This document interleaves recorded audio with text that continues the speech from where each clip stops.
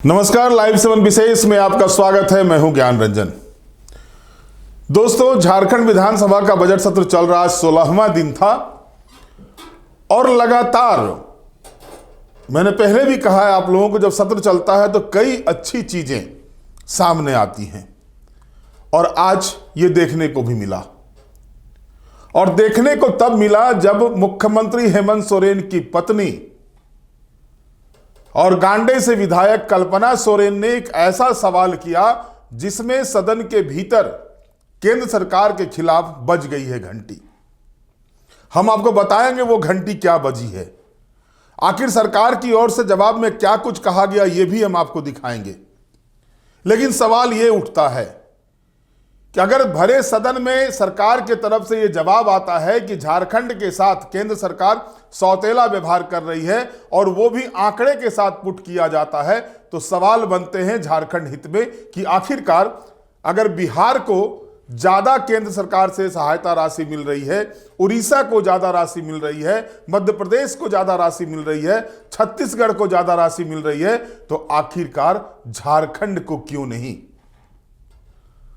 और अलबत्ता आलम यह हो रहा है कि झारखंड सरकार को कई योजनाओं में काफी परेशानियों का सामना करना पड़ रहा है। स्थिति गंभीर है।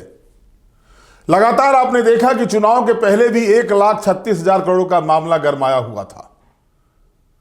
2019 में सत्ता में आने के बाद से ही हेमंत सोरेन गला फाड़ फाड़ कर चिल्ला रहे हैं केंद्र के पास 1,36,000 करोड़ रुपए का बकाया है, केंद्र सरकार नहीं दे रही है, विकास में प्रॉब्लम खड़े हो रहे हैं, समस्याएं खड़ी हो रही हैं। और यह चुनावी मुद्दा भी बन गया। और उसके बाद आज जिस तरह से कल्पना सोरेन और प्रदीप यादव ने लगभग इसी मामले से जुड़े हुए सवाल लाए और उस पर जो सरकार का जवाब आया वो एक तरह से कह सकते हैं कि आंखें खोलने वाला जवाब था। सरकार की ओर से मंत्री सुदीप्त कुमार सोनू कहते हैं 1,36,000 करोड़ का तो आंकड़ा है, अब तो आंकड़ा ये बढ़ भी गया है। कई सार्वजनिक उपक्रमों के पास राज्य सरकार के पैसे बकाया हैं। और उन्होंने ये भी कह दिया कि सरकार गुहार भी लगा रही है, मनुहार भी कर रही है और कानूनी फंदा जो है सो वो भी अब लगाने जा रही है। सुप्रीम कोर्ट के डिसीजन के बाद भी पैसा नहीं मिल रहा है, ये एक तरह से चिंता का विषय है, ये सदन के भीतर कहा गया। बहरहाल पहले हम आपको सुनवाते हैं कि सदन के भीतर विधायक प्रदीप यादव ने क्या मामला लाया था, मंत्री ने क्या जवाब दिया और फिर विधायक कल्पना सोरेन ने क्या मामला लाया और मंत्री ने क्या जवाब दिया। इसी प्रकरण पर जुड़ा हुआ यह मामला है। पहले आप उनको सुन लें, फिर आगे विस्तार से बताया जाता है। मैंने जो यह प्रश्न लाया अध्यक्ष महोदय, हमने कहा है कि चर्चा में कुछ वर्षों से लगातार हम सब देख रहे हैं कि भारत सरकार ने केंद्र संपोषित योजनाओं के क्रियान्वयन में काफी कटौतियां की है। उसकी जानकारी हमने प्रश्न के माध्यम से प्राप्त करना चाहा है कि भाई कितनी कटौती की है। और फिर हमने कहा है कि भाई इन कटौतियों को सामंजन के लिए या फिर इन कटौतियों के कारण जो कठिनाइयां सरकार के सामने उत्पन्न होती है अपनी योजनाओं को क्रियान्वित करने में, फिर इसे सामंजन करने के लिए प्रयास क्या कर रही है सरकार। तो सरकार ने अपने उत्तर में कही है कि सारी बातें सही है, ये स्वीकार करती है सरकार कि भारत सरकार ने राशि में कमी की है और जो कुछ डिफर हुआ है कुछ मेरी राशि और इनकी राशि में उत्तर में। और उन्होंने कहा है कि प्रशासनिक विभाग इसके लिए प्रयासरत भी है, इसको सामंजन करने के लिए भारत सरकार से राशि देने के लिए। अब यहां से मैं 2-3 प्रश्नों को सरकार के सामने केवल रख रहा हूं, केवल सीधे प्रश्न है मेरी ये कि विगत 3 वर्षों में जिस प्रश्न को मैंने लाया था कि भाई भारत सरकार के जो केंद्र पोषित योजनाएं हैं ग्रांट, उसमें मिलने वाली राशि में कितनी कटौती हुई कुल अब तक, मैंने ये जानने का प्रयास किया है टोटल कि भाई क्या मेरा एलोकेशन था और कितनी कटौती हुई। पहला ये, क्या इन कटौतियों से जो योजनाएं प्रभावित हुई उससे गरीब गुरबा इस राज्य के लाभ से वंचित, वो कौन सी योजनाएं मुख्य रूप से थी, जिससे गरीब गुरबा को प्रभाव पड़ा। ये आवास से योजनाएं थी कि सड़क की योजनाएं थी, क्या सरकार के पास इसकी कोई सूची है? और तीसरा मैंने कहा कि क्या सरकार ने कोई तुलनात्मक अध्ययन, जैसे जो मेरे ध्यान में है कि जैसे बगल के बिहार है, जो मुझे पता है कि बिहार की 70% राशि भारत सरकार देती है, भारत सरकार से लेती है, मात्र 30% वो अपना इनकम जनरेट करती है। क्या राज्य सरकार, जो मैं कह रहा हूं, जैसे जो मेरे 2023-24 की जो मेरे पास गणना है कि बिहार को भारत सरकार ने कर में हिस्सा और ग्रांट इन एड में दोनों मिला के 1,65,000 दिया अध्यक्ष महोदय, और हमारे राज्य को 40,000 और लगभग 46,000 ही करोड़ दिए हैं। तो इस प्रकार की तुलनात्मक अध्ययन सरकार ने की है, और अगर की है तो फिर सरकार कैसे प्रभावी कदम उठाए भारत सरकार के पास, ताकि हमें इस राज्य को भी हिस्सेदारी मिल सके। ये मेरे सीधे प्रश्न है, ये मैंने सरकार से जानने का प्रयास किया है। मान्यवर, आपके माध्यम से मैं माननीय सदस्य को यह अवगत कराना चाहूंगा कि आंकड़ों को छोड़ दें तो कमोबेश जो भावना उनके प्रश्न में ध्वनित होती है वो भावना सही है। भारत सरकार से ग्रांट और केंद्रीय करों में हिस्सा या जीएसटी क्षतिपूर्ति के तौर पर मिलने वाली जो राशि राज्य का अधिकार है, उससे इस राज्य को वंचित किया गया है। और निश्चित रूप से केंद्रीय करों में हिस्सा या ग्रांट अगर सरकार को नहीं मिलता है तो वैसी स्थिति में तमाम योजनाएं प्रभावित होती हैं। गरीबों से लेकर राज्य की योजनाओं पर इसका दुष्परिणाम पड़ता है। मैं इस बात से सहमत हूं, और एक राज्य अपने प्रशासनिक विभागों के माध्यम से जो नीतिगत तरीके हैं, उन तरीकों के माध्यम से लगातार अपनी मांग केंद्र सरकार के समक्ष रख रहा है। हमें अन्य भी उपाय करने पड़े हैं, हमें न्यायपालिका की भी शरण लेनी पड़ी है, और जो भी यथासंभव प्रयास है राज्य सरकार उनको कर रही है। लेकिन इस बात को मैं जरूर आपके माध्यम से सदन में उद्घोषित करना चाहूंगा कि भारत सरकार के रोड़े अटकाने की मंशा के बाद भी झारखंड के विकास की गाड़ी रुकी नहीं है। मान्यवर, यह हमारे नेतृत्व क्षमता का परिणाम था, उनके दूरंदेशी सोच का परिणाम था कि राज्य अपनी उसी गति से आज चल रहा है। हाँ, लेकिन अगर केंद्रीय करों में हिस्सा और ग्रांट मिलता तो यह राज्य आज एक विकसित राज्य की श्रेणी में होता। माननीय सदस्य ने जो दो अन्य पूरक पूछे हैं वो इसकी बॉडी का हिस्सा नहीं है। सरकार ने भी ऐसा कोई अध्ययन नहीं कराया है जिससे ये पता लगे कि केंद्रीय करों और ग्रांट की राशि नहीं मिलने के चलते हमारे राज्य के गरीबों के जीवन स्तर पर इसका क्या असर पड़ा है। लेकिन ये एक महत्वपूर्ण विषय है, और मुझको लगता है कि एक अध्ययन करा के इसकी रिपोर्ट सार्वजनिक करना और यह दर्शाना कि भारत सरकार की सौतेले नीतियों के चलते झारखंड का विकास प्रभावित हुआ है, ये राज्य के लिए एक बेहतर कदम होगा, और हम लोग जरूर से प्रयास करेंगे। अध्यक्ष महोदय, माननीय मंत्री जी को मैं सहयोग ही कर रहा हूं, सरकार के सहयोग के रूप में इस प्रश्न को है मेरे तरफ से। मैं केवल मंत्री जी को ये कहना चाहता हूं सरकार को कि भाई, इसलिए आपने भी खुद माना कि असेसमेंट जरूरी है। मैं इसलिए आपके सामने रखा कि जो आप सबको जो पड़ोसी राज्य, खास करके जैसे उत्तर प्रदेश, बिहार, उड़ीसा, आप देखें ये 1 घंटे का है कि भाई 1 घंटे में सामने बातें आ जाएगी कि भाई उनको क्या दिया और हमको क्यों नहीं दिया। और पहले भी सरकार ने एहसास की, इसलिए तो मुख्यमंत्री आवास योजना, आबू आवास योजना आपने प्रारंभ किया कि भारत सरकार ने आपके पैसे को रोका। मैं एक उदाहरण के तौर पर माननीय मंत्री जी आपके संज्ञान में दे रहा हूं। इसीलिए फैक्ट एंड फैक्चुअल चीजें सामने आनी चाहिए, सरकार को असेसमेंट कराना चाहिए। और यह जो 3 वर्षों का खास करके जो आपने फिगर रखा है, ये उद्धृत करना चाहिए, ताकि भाई हमें इतना घाटा हुआ केंद्र प्रायोजित योजना से, ग्रांट इन एड के कमी के कारण, फिर हमारी जो करों में हिस्सेदारी है, क्योंकि हम छोटे राज्य हैं। जब से जीएसटी लागू हुआ अध्यक्ष महोदय, जो ये कंज्यूम बेस होने के कारण हम तो अपने मार खा गए, तो भाई हमें कितना घाटा हुआ। और फिर उसके अलावे अलग से बिहार को पैसा दिया, हमें नहीं दिया। तो अगर हम इन तथ्यों को सामने मजबूती से ना रखें तो फिर मेरी लड़ाई, राज्य की लड़ाई कमजोर होगी। इसीलिए मेरा बस अंतिम आग्रह है, कोई विषय नहीं, अंतिम आग्रह यह है, महत्वपूर्ण विषय इसलिए कह रहा हूं कि भाई सरकार ये असेसमेंट कराए जब से 2014 से खास करके जब से सत्ता में मोदी जी और अमित शाह जी गए हैं, उनकी नजर टेढ़ी रहती है जहां उनके विचारों की सरकार न रहती है। तो 2014 से हमने कितना घाटा इस राज्य ने सहा, उसका असेसमेंट कहां कटौती हुई और उसके लिए हम क्या कर सकते हैं, ये माननीय मंत्री जी से मैं चाहता हूं। बस इतना ही। मान्यवर, आप और प्रश्न है मैडम? अब अभी आप शुरू में सबसे पहले तो आप ही को दिए, आप पूरा समय आपको दिए। मान्यवर अच्छा चलिए, नहीं सब होते, ये सब छोटे-छोटे चीज होते हैं। माननीय सदस्य का जो सुझाव है वो ग्रहण करने योग्य है और मैं भी सहमति व्यक्त करता हूं कि एक व्यापक अध्ययन करके सरकार इस पर एक रिपोर्ट जारी करेगी कि पिछले वित्तीय वर्षों में भारत सरकार से ऋण और ग्रांट के तौर पर, अतिरिक्त सहायता के तौर पर पड़ोसी या निकटवर्ती राज्यों को क्या मिला है और हमारा क्या हिस्सा कटा है। ये बातें हम लोग एक अध्ययन के माध्यम से एक रिपोर्ट बनाकर बहुत जल्दी ही प्रस्तुत करेंगे। महोदय जी, मैया सम्मान की राशि को लेकर के तरह तरह के भ्रम फैलाए जा रहे थे। कहा जा रहा था कि झारखंड कर्ज के तले दब जाएगा। देश में 8 लाख करोड़ से ज़्यादा का कर्ज दूसरे राज्यों को भी दिया जा रहा है। पंजाब हरियाणा जैसे राज्य है जहां पर में जिनकी आबादी झारखंड के बराबर है या कम है, लेकिन उनको जो कर्ज दिए जा रहे हैं वो 2 गुना और 3 गुना है।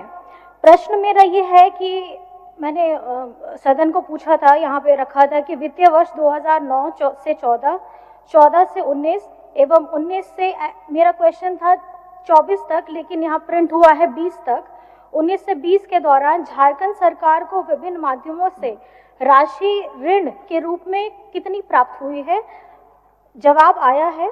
और दूसरा उसी के साथ है कि उपयुक्त खंड का जो स्वीकारात्मक है, तो क्या झारखंड सरकार वर्तमान में जो है उनका वित्तीय स्थिति को देखते हुए प्रतिवर्ष कितनी राशि ऋण के रूप में प्राप्त करना चाहती है, और अगर करना चाहती है तो कब तक, और अगर नहीं करना चाहती है तो क्यों?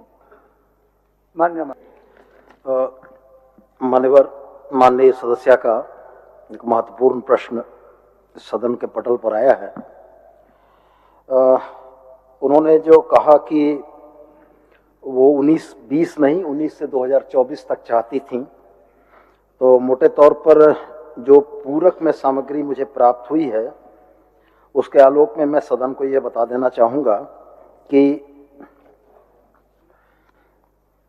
2008-9 से लेकर 2013-14 तक 20,825 करोड़, वित्तीय वर्ष 2014 से 2018-19 तक 42,956 करोड़ और वित्तीय वर्ष 2019-20 के दौरान 9,593 करोड़ रुपया ऋण हम लोगों ने लिया था।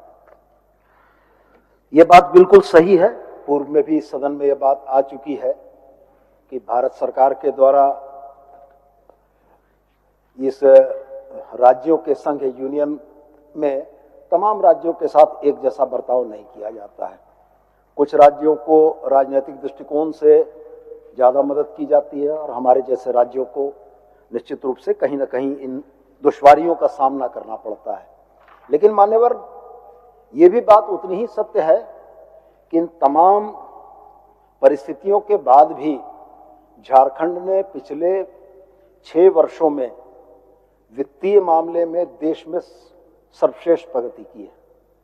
आज ऋण लेने के मामले में FRBM एक्ट के तहत जो GSDP का 3% ऋण अनुमत होता है, हम उसकी सीमा से भी नीचे हैं। ये हमारा वित्तीय प्रबंधन था। 3.5% सर, 3.5% झारखंड का है और दूसरे राज्य का 4% से 4.5%। मान्यवर, उसको भी जरा सा मैं सही कर देना चाहूंगा। बताइए। FRBM एक्ट के तहत GSDP का 3% हम ऋण के तौर पर ले सकते हैं और आपके हमारे राज्य ने हेमंत बाबू के नेतृत्व में 2.27 लिया है, 2.27 कम लिया है। हाँ, अनुमत जो 3% है उससे भी हम कम हैं। और सबसे महत्वपूर्ण बात यह है कि हमारा वित्तीय प्रबंधन जिस तरीके से रहा, उसने राज्य में कल्याणकारी योजनाओं को संचालित करने के लिए पैसे की कमी नहीं होने दी। मैया सम्मान के नाम पर हमारे विपक्षी सदस्यों के द्वारा जो भ्रम लगातार फैलाया गया कि सरकार कर्ज के बोझ में चली गई, सरकार ये चीजें नहीं कर पाएंगी। महालेखाकार के आंकड़े बहुत स्पष्ट ये कहते हैं कि वर्तमान वित्तीय वर्ष 24-25 में एफआरबीएम एक्ट के तहत राज्य के जीएसडीपी का निर्धारित 3% अधिसीमा के विरुद्ध 2.2% की सीमा में विभिन्न स्रोतों से 20,000 करोड़ रुपया का ऋण हम और अभी ले सकते हैं। ये पूरे भारतवर्ष में एफआरबीएम की अनुमत सीमा के अंदर रहने वाला इकलौता राज्य है मान्यवर। और पिछले वित्तीय वर्ष में मान्यवर हम लोगों ने 17,000 माफ कीजिएगा, पिछले वित्तीय वर्ष में हम लोगों ने जनवरी 2025 तक 2,082 करोड़ रुपया का मात्र ऋण प्राप्त किया था और हमारे पास अभी भी 17,917 करोड़ के ऋण लेने का अनुमत प्रावधान है। तो मैं माननीय सदस्य की इस चिंता से भी बिल्कुल सहमत हूं कि राज्य को अगर केंद्र का सहयोग नहीं मिलेगा तो परेशानी तो जरूर होगी, लेकिन मैं सदन के माध्यम से उनको और तमाम सदस्यों को यह भी अवगत जरूर कराना चाहूंगा कि कितने भी रोड़े अटके, कल्याणकारी राज्य की अवधारणा पर झारखंड को जिस दिशा में चलना था झारखंड बढ़ चुका है और हमारे कदम नहीं रुकेंगे। हाँ, पड़ोसी राज्यों से के मसलों को अध्ययन करना वो निश्चित रूप से हम लोग करेंगे। और मान्यवर, ये आंकड़े में सदन के समेत पूरी जवाबदेही और जिम्मेवारी के साथ रख रहा हूं कि पूरे देश में, भारतवर्ष में झारखंड एकमात्र ऐसा राज्य है जिसके ऋण की राशि सबसे कम है और हमारा वित्तीय प्रबंधन सबसे बेहतर। आपका क्या पूरक? माननीय अध्यक्ष महोदय, एक और सवाल है, इसी के साथ मैं जोड़ना चाहती हूँ कि हम लोगों का झारखंड का जितना कर्ज है, मतलब हम बकाया है, मैं दोबारा अपने सवाल को दोहराती हूँ कि भारत सरकार की कंपनियों पर हमारा जितना बकाया है उससे कम हमारा झारखंड का कर्ज है। तो मैं माननीय मंत्री जी से ये पूछना चाहती हूँ कि वर्तमान में भारत सरकार के जितने भी उपक्रम हैं या उनके जितने भी निजी क्षेत्र हैं उस पे झारखंड सरकार का कितना कुल बकाया है और निकट भविष्य में उनकी वसूली के लिए हमारी सरकार की क्या कार्य योजना है? माननीय मंत्री जी। माननीय अध्यक्ष महोदय, भारत सरकार के उपक्रमों और निजी क्षेत्र के उपक्रमों पर झारखंड सरकार के विभिन्न राजस्व संबंधित विभाग, खान एवं भूतत्व, राजस्व एवं निबंधन, वन एवं पर्यावरण, ऊर्जा, वाणिज्य कर विभाग, जल संसाधन, नगर विकास विभाग और अन्य विभागों के बकाया सम्मिलित हैं। उक्त विभागों के जो बकाये हैं मान्यवर, जिसमें एक तो सुप्रीम कोर्ट की 9 जजों की बेंच में 1:8 के फैसले से हमारे संवैधानिक अधिकारों को ऑनरेबल सुप्रीम कोर्ट ने संरक्षित किया कि खदानों पर कर लगाने की शक्ति राज्य में निहित है, जिसके तहत हमारा 1,36,000 करोड़ रुपया बकाया है। और जब से ये चर्चा चल रही है मान्यवर, तब से ये 1,36,000 से की राशि और बढ़कर ज्यादा हो गई होगी। तो मैं बड़े स्पष्ट रूप से यह कहना चाहता हूं कि सरकार ने, चाहे वो न्यायपालिका के माध्यम से हो, सरकार ने सदन के माध्यम से हो, सरकार ने वित्त मंत्री के माध्यम से हो, सरकार ने माननीय मुख्यमंत्री के माध्यम से हो, केंद्र सरकार के संबंधित मंत्रियों से लगातार इस आशय का प्रयास किया है। हाँ, ये बात सही है कि हमें अभी तक इस बात की बहुत सफलता नहीं मिली है। मैं माननीय सदस्य को यह आश्वस्त करना चाहूंगा कि कुल बकाया की राशि सभी विभागों से प्राप्त करने में थोड़ा सा समय लगेगा, लेकिन मैं ये उम्मीद करता हूं कि इस चलते सत्र में ही इस राशि की गणना करके कुल राशि आंकड़ों में सदन के समक्ष उपस्थापित करूंगा। और दिल्ली में चल रहे ऑनरेबल सुप्रीम कोर्ट के मुकदमे में 26 अप्रैल अगली तारीख पड़ी है, जिसमें अंततः भारत सरकार के सॉलिसिटर जनरल ने इस बात को स्वीकार किया है कि इस बकाये की राशि के भुगतान की प्रक्रिया वो शुरू करना चाहते हैं और कोई रास्ता निकालेंगे। तो हम ये उम्मीद करते हैं कि हमारी जो ये जायज और जेन्युइन मांग थी, इस मांग पर केंद्र सरकार को हमारे पक्ष में सकारात्मक उत्तर देना होगा। ये सवाल सिर्फ हेमंत सोरेन का नहीं है, ये सवाल सिर्फ सुदेव कुमार का नहीं है, ये सवाल झारखंड की 3.5 करोड़ जनता के पैसों का है, उनके भविष्य का है। और मैं ये जानता हूं कि इन 3.5 करोड़ जनता की आवाज को बहुत दिनों तक नहीं दबाया जा सकता। मान्यवर, तो अभी आपने सुना कि किस तरह से प्रदीप यादव ने मामला उठाया कि भाई केंद्रांश जो राज्य को मिलना चाहिए वो केंद्रांश राज्य को प्रॉपर नहीं मिल रहा है। आलम यह है कि गरीबों को आवास देने के लिए अबुआ आवास योजना शुरू करनी पड़ती है झारखंड सरकार को। अन्य जो कल्याणकारी योजनाएं हैं वो झारखंड सरकार को अपने पैसे से करना पड़ता है, जबकि वहीं बगल के राज्य बिहार में दोनों हाथ केंद्र सरकार खोले हुए है केंद्रांश देने में, राशि देने में। और आखिर झारखंड के साथ ये सौतेला व्यवहार क्यों? अगर आप उनके प्रश्न को देखेंगे तो प्रश्न में जो बातें उन्होंने कही है वो साफ तौर पर है कि भारत सरकार द्वारा राज्य को केंद्र संपोषित योजनाओं में वित्तीय वर्ष 2022-23, 2023-24 एवं 2024-25 में क्रमशः 6,767 करोड़ रुपया, 6,471 करोड़ एवं 4,434 करोड़ रुपये मात्र ही दिया गया है। उन्होंने सरकार से जानना चाहा कि भारत सरकार द्वारा निर्गत राशि कर्णांकित राशि से काफी कम राशि राज्य को मिला है, जिस कारण योजनाओं के क्रियान्वयन में बाधाएं आ रही है। राज्य सरकार वित्तीय वर्ष 25-26 में राज्य के द्वारा कर्णांकित बजट के अनुरूप भारत सरकार से आवंटन करने का प्रयास एवं कार्रवाई करने का विचार रखती है या नहीं। और इसके बाद अगर आप कल्पना सोरेन को सवाल को देखेंगे, कल्पना सोरेन ने जो पूछा कि वित्तीय वर्ष 2009 से 24, 2024 से 19 और 2019 से 2024 के दौरान झारखंड सरकार राज्य को विभिन्न माध्यमों से राशि ऋण के रूप में प्राप्त हुई, कितनी राशि प्राप्त हुई है। और उन्होंने ये कहा कि क्या सरकार वर्तमान में झारखंड राज्य की वित्तीय स्थिति को देखते हुए प्रति वर्ष कितनी राशि ऋण के रूप में प्राप्त करना चाहती है। और उन्होंने ये भी कहा कि 8 लाख करोड़ रुपए से ज्यादा कर्ज दूसरे राज्यों को दिया जा रहा है, इशारा बिहार की ओर था।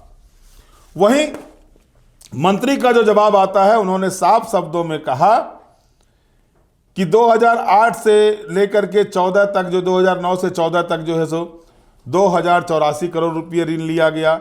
2014 से 19 तक 4,296 करोड़, माफ कीजिएगा 42,916 करोड़ रुपये। 2009 से 14 तक 20,825 करोड़ रुपये और 2019-20 में 9,493 करोड़ रुपये ऋण लिए गए हैं। ये मंत्री का जवाब है। और तब कल्पना सोरेन ने पूछा कि भाई ये ऋण तो है, लेकिन जो हमारा बकाया सार्वजनिक उपक्रमों पर है, निजी संस्थानों पर है, उस बकाये की वसूली राज्य सरकार क्यों नहीं कर रही है, जो उनको ऋण लेने पर मजबूर होना पड़ रहा है, राज्य के पैसे से सूद देना पड़ रहा है। यह सवाल कल्पना सोरेन ने उठाया। और तब जाकर के जो जवाब आया उसमें मंत्री सुदीप्त कुमार सोनू ने साफ शब्दों में कहा कि सार्वजनिक उपक्रमों पर 1,36,000 करोड़ रुपये से ज्यादा का बकाया है और यह राशि अब और बढ़ गई है। कुल बकाया की राशि जो भी है उसको आकलन करके सदन को बताया जाएगा। और राज्य सरकार लगातार इस प्रयास में है। विभागीय स्तर पर वित्त विभाग भी काम कर रहा है, माननीय मुख्यमंत्री के स्तर पर भी काम हो रहा है। लगातार केंद्र सरकार से पत्राचार किया जा रहा है। केंद्र सरकार के जो संबंधित विभाग के मंत्री हैं उनसे बातचीत की जा रही है।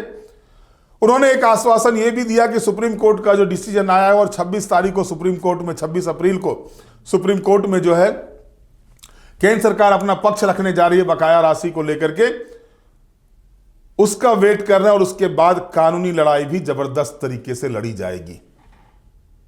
यानी झारखंड किसी भी हालत में, किसी भी तरीके से अपने बकाया राशि को छोड़ने के मूड में इस बार नहीं दिखाई दे रही है। दोस्तों, पहले भी मैंने आपको बताया था कि सभी सार्वजनिक उपक्रमों को पत्र भेजा जा चुका है, समय भी दे दिया गया है राज्य सरकार की तरफ से। अब वो कानूनी लड़ाई के लिए तैयार हो जाएं। और लगातार ये चीजें देखने को मिल रही है। अब अगर राज्य सरकार को जो भी सार्वजनिक उपक्रम है, अगर वो पैसे नहीं देती है, केंद्र से केंद्रांश नहीं मिलता है, प्रॉपर केंद्रांश नहीं मिलता है, तो यह चिंता का विषय झारखंड के लिए है। इसमें अगर आप देखें तो एक बहुत अच्छी चीज जो वित्त मंत्री ने बताया वो ये है कि जो जीएसडीपी के अनुसार से जो फिजिकल डेफिसिट जो झारखंड का है, यानी झारखंड का जो घाटा है या कर्ज कह सकते हैं, वो 3% से कम है, यानी एफआरबीएम एक्ट के दायरे में है। और उन्होंने दावा किया कि देश में सबसे अच्छी वित्तीय व्यवस्था झारखंड की है, और उन्होंने चैलेंज किया है कि कोई अगर उनके इस बात को झुठला दे तो वो मान जाएंगे। आज विषम परिस्थितियों में भी झारखंड जो है वित्तीय व्यवस्था के मामले में देश भर में अव्वल है।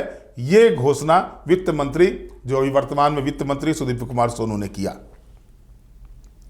साथ ही साथ उन्होंने ये भी कहा है या कहीं घोषणा की है कि झारखंड सरकार ने जो कल्याणकारी योजनाएं शुरू की है, वो कल्याणकारी योजनाएं बंद नहीं होगी। विपक्ष लाख गले फाड़ते रह जाए कि मैया सम्मान योजना बंद हो जाएगी, ये उनका भ्रम है। झारखंड सरकार केंद्र से पैसा भी निकलवाएगी, लेकिन जब तक पैसा नहीं निकलता है या जो भी लड़ाई लड़नी हो लड़ी जाएगी, लेकिन कल्याणकारी योजनाओं को बंद नहीं होने दिया जाएगा, साफ तौर पर किया है। जाहिर है कि जब सवाल आते हैं तो सवाल आने के बाद उसके जो जवाब सरकार की तरफ से आते हैं, उससे बहुत चीजों पर से पर्दा उठता है। सदन के भीतर जो भी बातें आती है वो बातें पत्थर की लकीर होती है, उस पर कार्रवाई होती है। अब देखना दिलचस्प ये होगा कि सरकार अपना अगला स्टेप क्या उठाती है। लेकिन इतना तो तय मानिए कि कल्पना सोरेन ने अपने सवालों के माध्यम से उन चीजों को सरकार से बुलवा दिया सदन के भीतर में, जो चीजें लगातार जो है सो राजनीति का विषय बना हुआ था। प्रदीप यादव ने अपने सवाल के माध्यम से केंद्र किस तरह से कटौती कर रही है राशि को, इसको उजागर करवा दिया। यानी कहीं ना कहीं आप देखें, सदन चलता है तो सदन में बहुत सारी ऐसी जानकारी या ऐसी चीजें सामने आती है जिस पर लोग पर्दे के पीछे से राजनीति करते हैं। वो राजनीति का एक तरह से कहें तो पटाक्षेप भी होता है, और 1,36,000 करोड़ बकाया के मामले में लगभग ऐसा ही दिखाई दे रहा है। बहरहाल आज के विशेष में इतना ही। आप हमारे साथ जुड़े रहें, हमें लाइक करें, सब्सक्राइब करें। बहुत बहुत धन्यवाद। नमस्कार।